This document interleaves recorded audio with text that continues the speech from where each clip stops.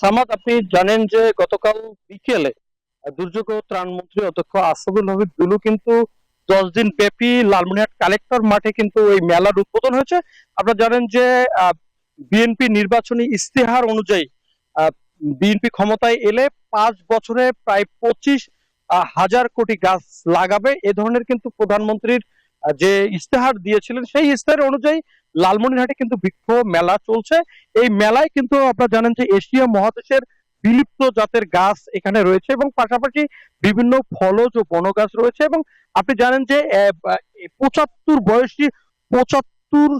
বছর বয়সী একটি বংশী গাছ রয়েছে, সেই গাছটির মূল্য ধরা হয়েছে প্রায় 6 লক্ষ টাকা। এবং পাশাপাশি আপনারা জানেন যে বিভিন্ন শিক্ষার্থী থেকে শুরু করে বিভিন্ন মানুষ কিন্তু এই মেলায় এসেছে এবং বিভিন্ন গাছ সংগ্রহ করছে। আমি একজন গাছ বিক্রেতার সাথে কথা বলতে চাই, আপনার সাথে কথা বলতে চাই, কি ধরনের গাছ এসেছে, কেমন বিক্রি হচ্ছে এবং মানুষের আগ্রহ আছে কিনা গাছ কেনা।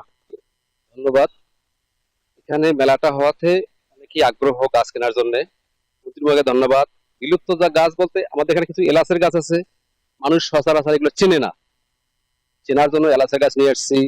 আবার এই যে রঙ্গন ফল একটা, এটা মানুষ সচরাচর চেনে না, আমরা নিয়ে আসছি। এবং যেমন এশিয়া মহাদেশের মধ্যে 4টে গাছ আছে, রোকেয়া বিশ্ববিদ্যালয়ের ভিতরে 4টে গাছ আছে। ওখান থেকে আমরা একটা বীজ সংগ্রহ করে চারা রক্ষণাবেক্ষণ করছি, সে চারা আমাদের এখানে আছে।